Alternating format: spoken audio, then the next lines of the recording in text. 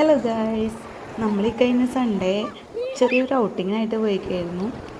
ഒരുപാട് നാളായി ബീച്ചിലൊക്കെ പോയിട്ട്.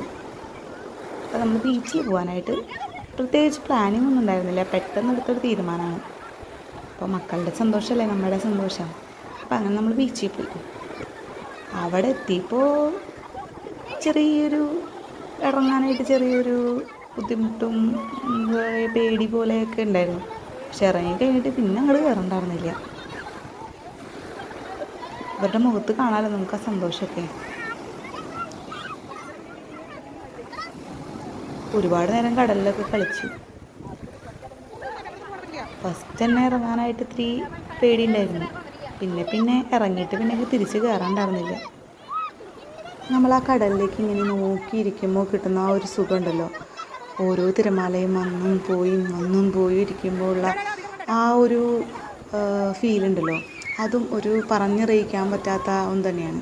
എന്തൊക്കെ ടെൻഷനും എന്തൊക്കെ നമുക്കുള്ള വിഷമങ്ങളും ഉണ്ടെങ്കിലും അതിലേക്ക് നോക്കിയിരിക്കുമ്പോൾ നമുക്കൊരു പ്രത്യേക ഫീൽ തന്നെയാണ് കിട്ടുക.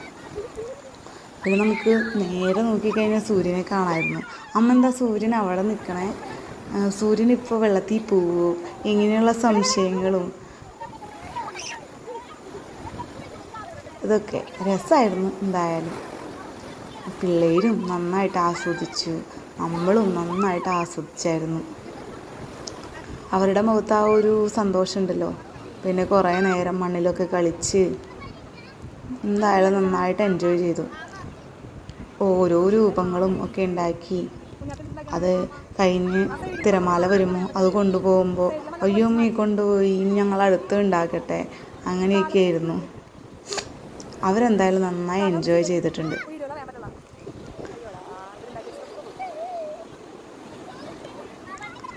ഇങ്ങനെ ഈ മണൽ കൂമ്പാരങ്ങൾ ഉണ്ടാക്കുമ്പോൾ അതിൻ്റെ ഉള്ളിൽ ഞണ്ട് കയറിയിരിക്കുന്നുണ്ടായിരുന്നു. തിരമാല വന്ന് അടിച്ചിട്ട് പോയപ്പോൾ ഞണ്ടിൻ്റെ കുഞ്ഞ് ഉള്ളിലിരിക്കുന്നു. അമ്മ ഇത്ര നേരം ഈ ഞണ്ടിനെ ഞാൻ കണ്ടില്ല, ഈ ഞണ്ട് എപ്പോൾ ഇതിൻ്റെ ഉള്ളിൽ കയറി, അങ്ങനത്തെ ഓരോരോ സംശയങ്ങളും. എന്തായാലും നല്ല രസം തന്നെയായിരുന്നു. അമ്മ ഡ്രസ്സ് നനച്ചോട്ടെ എന്ന് 2-3 പ്രാവശ്യം ചോദിച്ചപ്പോൾ ചെറുതായിട്ട് നനച്ചോളാൻ പറഞ്ഞെങ്കിലും പിന്നീട് മണ്ണിൽ കുളിച്ചിട്ടൊക്കെയാണ് അവിടെ നിന്ന് എണീറ്റ് പോകുന്നത്. അങ്ങോട്ട് ഇറങ്ങാനായിട്ട് ഇത്തിരി ബുദ്ധിമുട്ടാണെങ്കിലും കയറാൻ വളരെയധികം ബുദ്ധിമുട്ടായിരുന്നു. ഞാൻ വരണില്ല, ഇപ്പോൾ പോവണ്ട, എനിക്ക് ഇനിയും കളിക്കണം എന്നായിരുന്നു ഓരോരുത്തരും പറഞ്ഞുകൊണ്ടിരുന്നത്. പിന്നെ അടുത്ത വീഡിയോ ആയി കാണാം.